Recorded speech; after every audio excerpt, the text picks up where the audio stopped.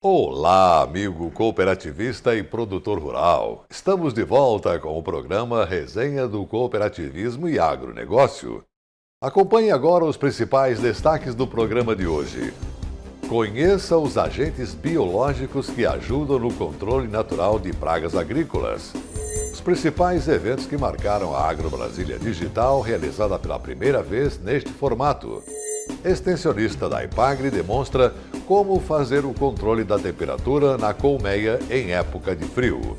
Saiba como foi a movimentação do setor leiteiro catarinense com as instruções normativas do Ministério da Agricultura.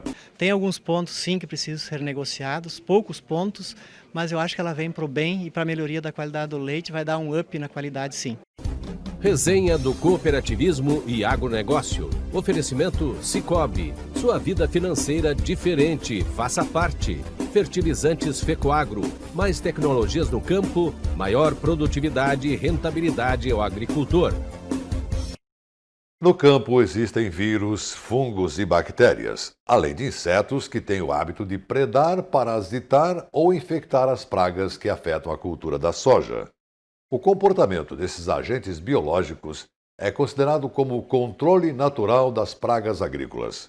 Confira agora as pesquisas desenvolvidas pela Embrapa Soja relacionadas ao controle biológico natural. Reportagem do programa Dia de Campo na TV. No campo existem fungos, vírus, bactérias, além de insetos que têm o hábito de predar, parasitar ou infectar as pragas que afetam a soja. O comportamento desses agentes biológicos é considerado um controle natural das pragas agrícolas. O controle biológico natural, ele é responsável por uma mortalidade muito grande dos insetos, né? A gente tem dados que quando a soja é bem manejada, a mortalidade natural pode chegar a índices muito grandes, 80% da população é dizimada naturalmente, tá? O que acontece é que muitas vezes o uso errôneo de inseticidas, né, abusivo, aplicado na hora errada, com produtos muito tóxicos, acaba às vezes eliminando esse controle biológico natural. Levantamento realizado pela Embrapa em Lavouras do Paraná revelou que o índice de mortalidade das lagartas Helicover parmígera pela ação dos inimigos naturais, que são parasitoides e patógenos, por exemplo, foi de aproximadamente 60%. O que confirma a ação positiva desses organismos no controle das pragas. Além do controle biológico natural, existe o controle biológico aplicado.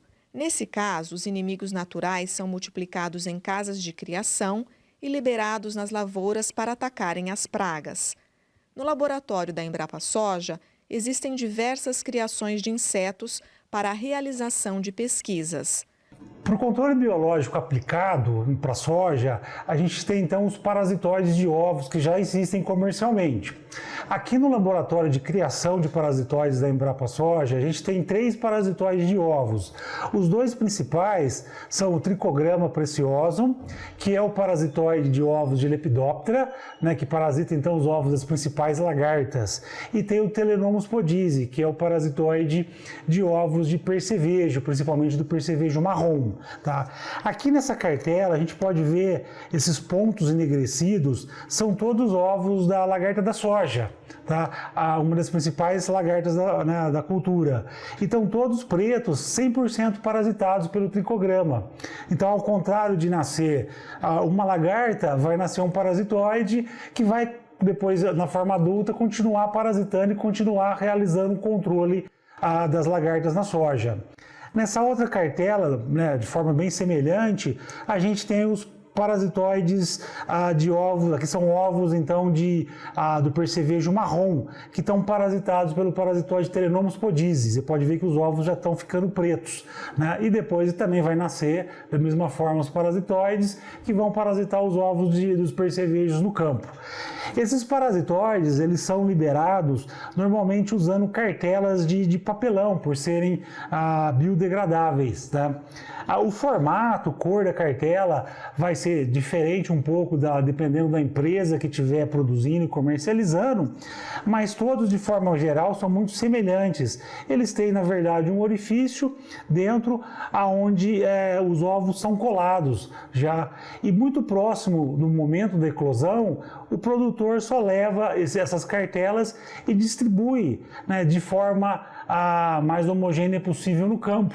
Os parasitoides nascem daqui, eles vão sair pelos orifícios que existem nessa cartela e vão fazer o seu trabalho no campo parasitando as pragas. Aqui nessa propriedade que adota o controle biológico de pragas, o produtor está fazendo a liberação das vespinhas tricograma para o controle das lagartas. Graças a um monitoramento semanal da lavoura e da utilização do controle biológico aplicado, o produtor Jairo Aparecido de Oliveira, de Sabáudia, no Paraná, tem conseguido aplicar inseticida apenas no momento certo e reduzir o custo de produção. Foi feita a avaliação segunda-feira, antes de ontem, hoje está soltando, né, as vespinhas. Vamos fazer a avaliação na segunda ou na terça da semana que vem. Se controlar, vão segurar e não vão fazer nenhuma aplicação aqui. Essa é a intenção, não fazer nenhuma nessa área aqui. E com isso você vai economizar? Mas muito, né? Muito. A maioria dos vizinhos aqui já está na terceira, até na quarta aplicação aqui. Não tem nenhuma, né? Então a economia é muito grande. Valeu a pena. Dá quase para comprar um carro. As contas que a gente fez aí, dá para comprar um bom carro, novo, né? Já existem alguns produtos biológicos para controle das pragas da soja que estão registrados e disponíveis no mercado. Para a questão da soja, a gente tem entomopatógenos, no caso a gente tem baculovírus registrado, já que o produtor pode comercializar, pode comprar, né?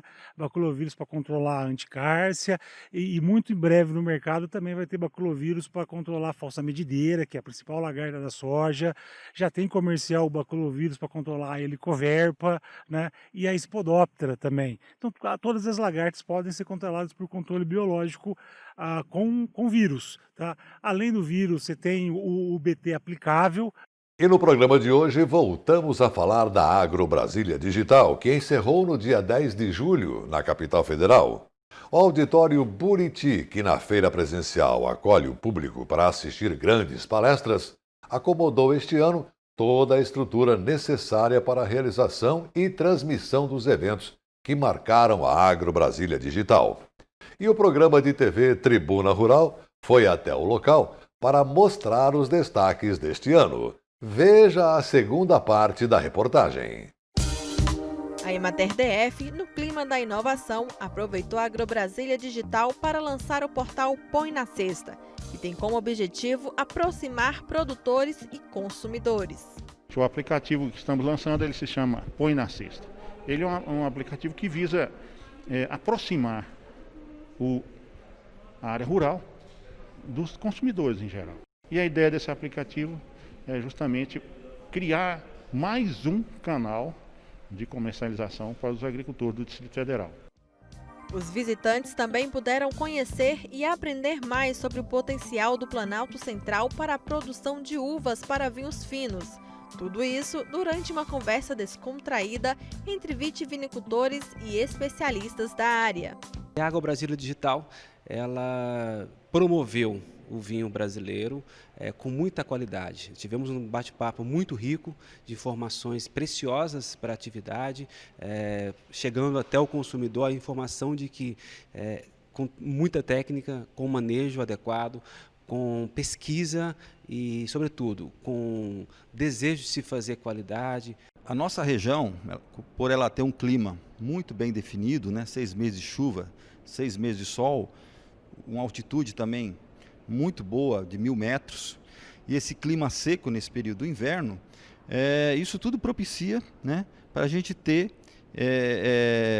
uma nova atividade aqui na região, que é a vitivinicultura.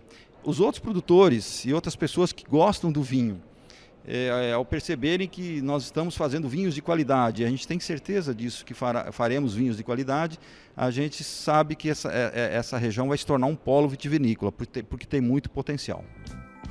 Com informações de qualidade e transferência de conhecimento, a AgroBrasília Digital proporcionou uma experiência diferente aos visitantes, expositores e palestrantes.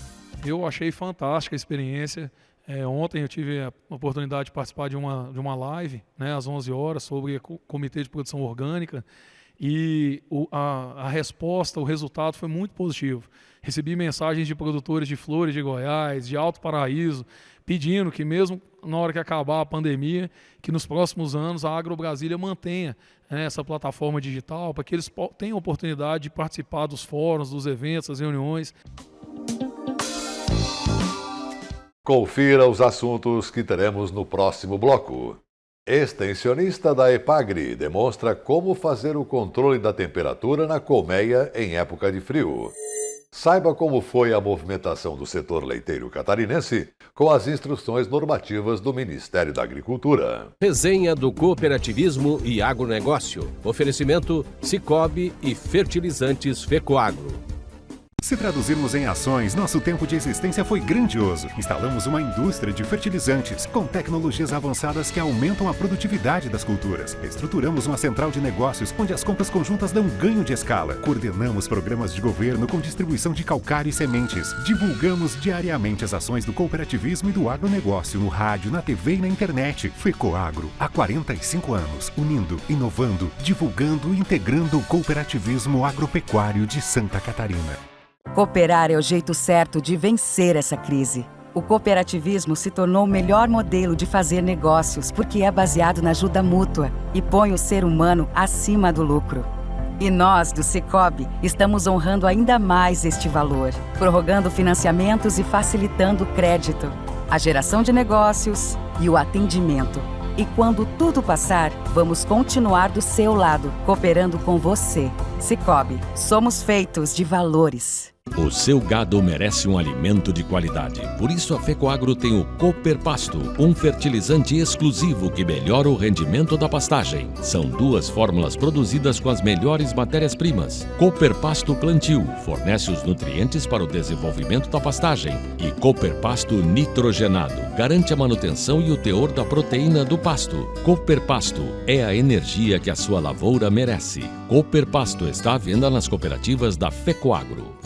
Chegou o fertilizante com Algem, 100% de origem biológica vegetal, produzido com algas marinhas, contém mais de 70 nutrientes minerais e orgânicos de alto aproveitamento, potencializa a germinação da planta dando um poder de arranque muito maior e melhora as condições físicas, químicas e biológicas do solo. Aumente a produtividade de sua lavoura utilizando Nobre e Cooper Pasto com Algem, a nova tecnologia em adubo com um novo conceito e mais sustentável. Exclusividade Fecoagro. A Fecoagro disponibiliza ao mercado de fertilizantes novas tecnologias de nutrição e proteção de grânulos. O Cooper N+, com 2 moléculas de proteção, reduz perdas por volatização e lixiviação, facilitando a sua aplicação e otimizando a absorção pelas plantas. Aumente o aproveitamento de nitrogênio na sua lavoura usando Ureia Cooper N+, um produto com mais proteção e de fácil manejo. Produtos exclusivos da Fecoagro. Peça já na sua cooperativa.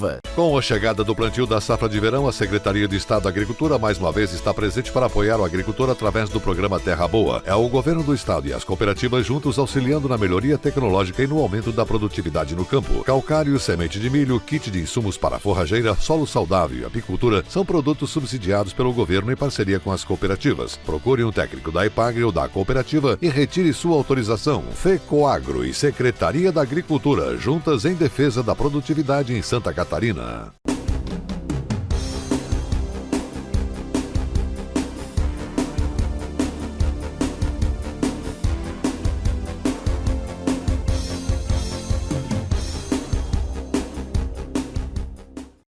Dinâmica e atual, essa é a programação da TV Coop Santa Catarina. Aqui está o maior conteúdo de cooperativismo do Brasil. Somos do agro, do crédito, da educação, da infraestrutura. Somos do social. Tudo que o cooperativismo faz, a gente mostra. Temos uma programação versátil e consolidada. São 24 horas por dia falando da gente, do que fazemos, como fazemos e o que representamos. Para nos ver é só acessar o site da FECOAGRO e pronto. Lá está a TV Coop. São mais de 10 anos levando conteúdo cooperativista para os 4 cantos do mundo. Somos Coop em Santa Catarina. O cooperativismo é para todo mundo. Pro mestre zen, pro jogador de basquete, pro malabares, pro economista, pra bailarina e para todo mundo do grupo do Zap. O cooperativismo é para todos que buscam um mundo mais justo. Deu para ver que é para todos e para você também. E para formar uma cooperativa, basta seguir 5 passos. E lembre-se, estamos aqui para te ajudar durante todo o processo. Para começar, reúna um grupo de pessoas com interesses econômicos comuns. Fique atento ao número mínimo que é preciso para a formação da cooperativa. Depois, crie um plano de negócios. Em assembleia, defina regras, estatuto e outros assuntos essenciais. Formalize a cooperativa e pronto! Agora é só começar o trabalho. Vem com a gente. Juntos somos mais fortes. Acesse Somos Coop e saiba mais. O controle da temperatura dentro de uma colmeia é fundamental para a sobrevivência das abelhas. No inverno, o apicultor precisa tomar alguns cuidados para manter as colônias aquecidas. O extensionista rural da EPAGRE do município de Bom Jesus gravou um vídeo e explica agora sobre a termorregulação, que é o controle da temperatura na colmeia. Veja os detalhes na Dica EPAGRE de hoje.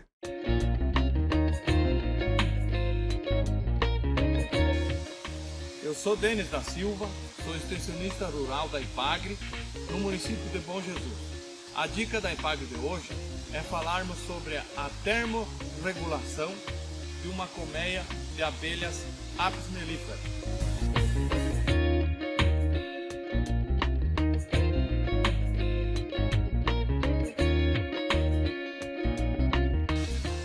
O controle da temperatura do ninho é muito importante para todos os apiários da região sul do Brasil.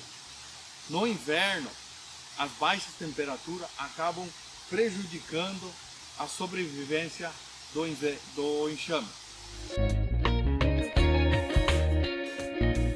Importante alocarmos o nosso apiário numa posição que fique protegido dos ventos fortes dominantes. Para proteger das correntes de ar, podemos usar uma barreira vegetal, como essa aqui, ou instalar o nosso apiário na encosta do morro ou num local protegido das correntes de ar. Temos que ter o cuidado de alocar o apiário num local que o sol consiga adentrar no apiário.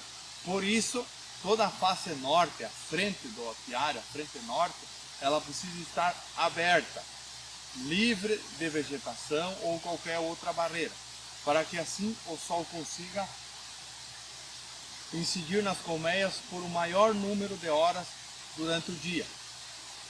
No inverno, o sol tem um deslocamento levemente inclinado para a posição norte. Assim, este lado estando aberto, receberá com maior intensidade a luz solar. O sol é muito importante para ajudar a aquecer a colmeia durante o dia e também para estimular o trabalho das abelhas para saírem a campo. Na escolha do local, precisamos ficar atentos à condição de umidade. A umidade é prejudicial às nossas colmeias, precursor de doença e também ajuda a temperatura a ficar lá embaixo. Então, deveremos alocar nosso apiário no local seco, distante de cursos de água, lagos, mangues ou banhados. O redutor de alvado invertido, ele faz necessário para evitarmos que o vento frio do inverno na nossa região adentre para dentro da colmeia e acabe diminuindo a temperatura do ninho. Esse alvado invertido, ele é constituído do quê? De uma madeira de 7 a 8 centímetros de altura. No lado, nas duas laterais, é pregado uma madeira de 1,2 centímetros de espessura, que ela tem a função de vedar a entrada lateral do vento e também proporcionar um espaçamento que as abelhas consigam entrar dentro da colmeia por esse espaço que fica entre a colmeia e o redutor de alvado. Para instalarmos o alvado invertido e fixarmos na colmeia, a gente usa de um parafuso perfurante, o qual vai ser fixado na colmeia. Simplesmente a gente colocá-lo, ajustar bem as duas laterais e parafusar. Essa fixação é necessária para que o vento não derrube o redutor de alvado e tire a função que ele tem. Outra dica importante é, para garantirmos o acondicionamento térmico do ninho, é usarmos um alimentador de cobertura, ou uma entretampa, ou até mesmo um poncho, para isolarmos as melgueiras. Assim, melhoramos a condição térmica do ninho. O alimentador de cobertura consiste em uma peça de madeira, uma chapa de eucatex ou outro material, com um furo no meio. Aqui a gente, nessa parte superior, vamos colocar o açúcar VHP, quando necessário alimentar as abelhas. Procedemos com o fornecimento do bife de proteína. Na sequência, logo acima do ninho, colocaremos o alimentador de cobertura com açúcar VHP sobre o ninho. E na sequência recolocamos as melgueiras.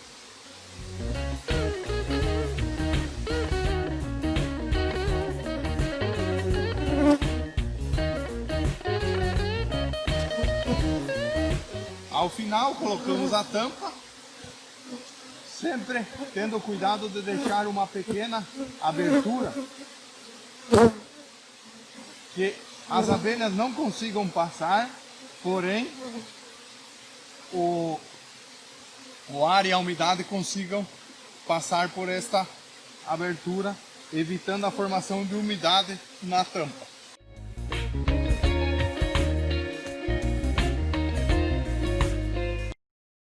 E no quadro Relembrando desta semana, vamos falar sobre a cadeia do leite, que andava preocupada com as instruções normativas do governo federal. Na época, em junho do ano passado, uma grande mobilização foi feita na Assembleia Legislativa de Santa Catarina.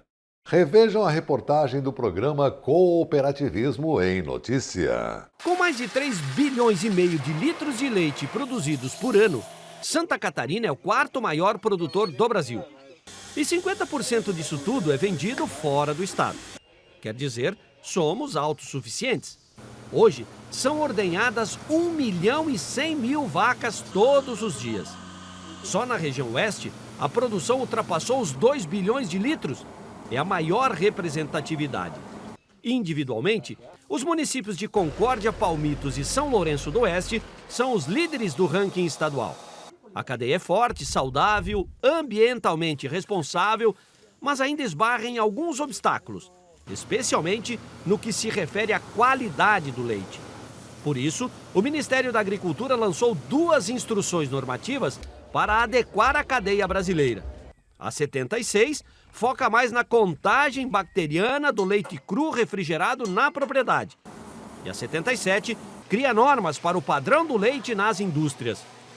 Mas o que isso significa na prática? Seguramente é uma sequência daquilo que já foi iniciado lá em 2002 com a IN 51. Obviamente, toda a evolução de processo vai trazer uma demanda de esforços das diferentes partes do setor.